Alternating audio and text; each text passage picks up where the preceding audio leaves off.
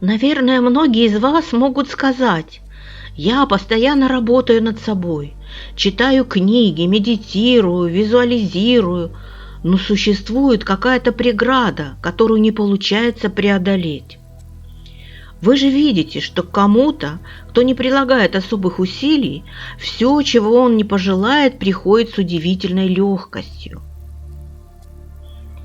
А просто Вселенная дает каждому все, что он способен принять, независимо от того, какой он и что делает. Вселенная любит всех без всяких условий, так же, как солнце светит всем, не выбирая. Так, может быть, вы не способны принять то, что хотите?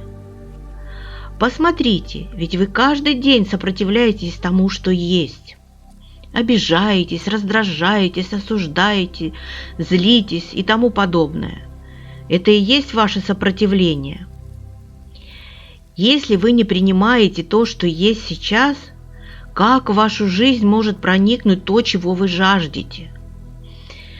Вы просто не позволяете себе принять то, что как всем, так и вам протягивает Вселенная. Вот в чем препятствие. Да, наверное, трудно научиться принятию, ведь для этого придется изменить всю систему своего мышления, которая строится по шаблонам.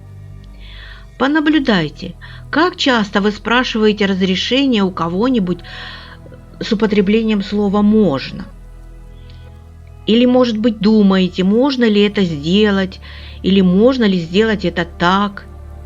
Если да, то у вас в подсознании закреплен запрет. Чаще всего это запрет на действие, а в конечном итоге на полноценную жизнь.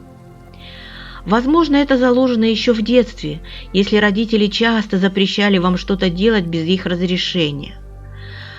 Но сейчас вам нужно понять, что любое ваше действие, совершенное с чьего-то разрешения, лишает вас энергии ответственности.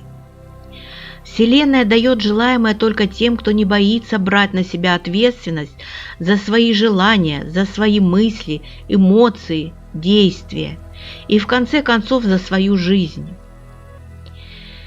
Если же вы спрашиваете «а можно?», значит, вы еще не готовы. Не готовы к любви, к здоровью, к успеху, к деньгам. Только если вы глубоко уверены, что вам можно, начинает работать механизм реализации задуманного. Можно этого хотеть, можно это получить, можно это взять без чьего-то разрешения. Конечно, если это не вредит другим людям и миру в целом. Берите без разрешения счастливые отношения, взаимную любовь, удовольствие, право заниматься деятельностью, приносящей доход. Берите здоровье, успех в творчестве, берите все, о чем мечтаете. Вселенная хочет дать вам все это, чтобы вы могли обогатить и сделать разнообразнее свой жизненный опыт.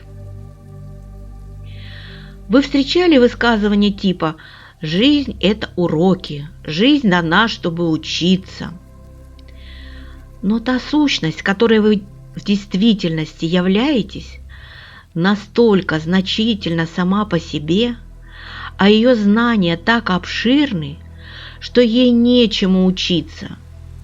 Вы здесь для того, чтобы испытывать, ощущать, чувствовать.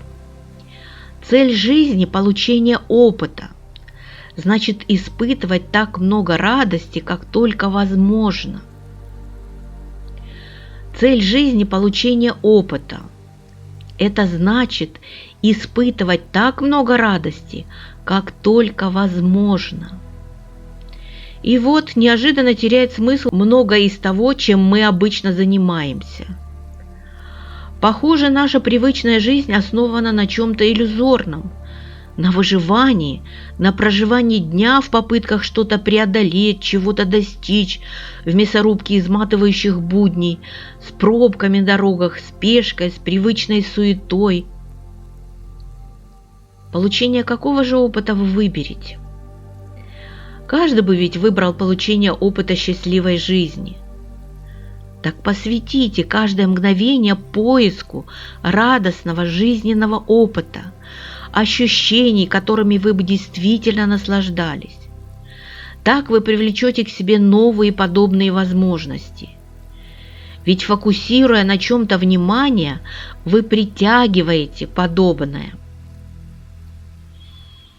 Если вы делаете что-то для того, чтобы испытать, чтобы пережить это и ощутить в этом радость, тогда вы делаете это для опыта. Не для каких-то мифических уроков, не для выживания и не для денег, которые в какой-то мере способствуют выживанию. Конечно, деньги тоже могут приносить радость. Ведь мы можем купить на них то, что хотим. То, что хотим испытать. Нужно ли в таком случае трудиться над чем-то, что не приносит нам радости и удовольствия? Над тем, что не заставляет нас вскакивать по утрам в предвкушении предстоящей работы? Есть люди, работающие часами над тем, что они действительно любят. Они работают так много, потому что наслаждаются самим процессом труда. И они предвкушают то радостное чувство, которое испытают, когда закончат работу. Вот это прекрасный жизненный опыт.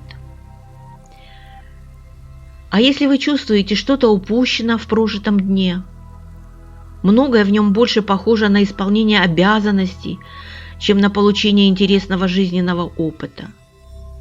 Наверное, не стоит стремиться к тому, чтобы вся жизнь была такой. Этот мир полон красоты, и с уверенностью можно сказать, венчает все это невозможное великолепие человек, который, любуясь и восхищаясь прекрасным, так увеличивает красоту, творя ее из своего восхищения и благодарности. Постоянно спрашивайте себя, то, что я делаю, приносит мне радость и удовлетворение? В самом ли деле это то, что я хочу делать? Действительно ли это хорошо для меня? Или я делаю это просто потому, просто потому, что люди делали это веками? Наблюдайте за собой. Вы удивительный, как и весь наш мир. Пусть каждый день открывает вам что-то новое, чудесное.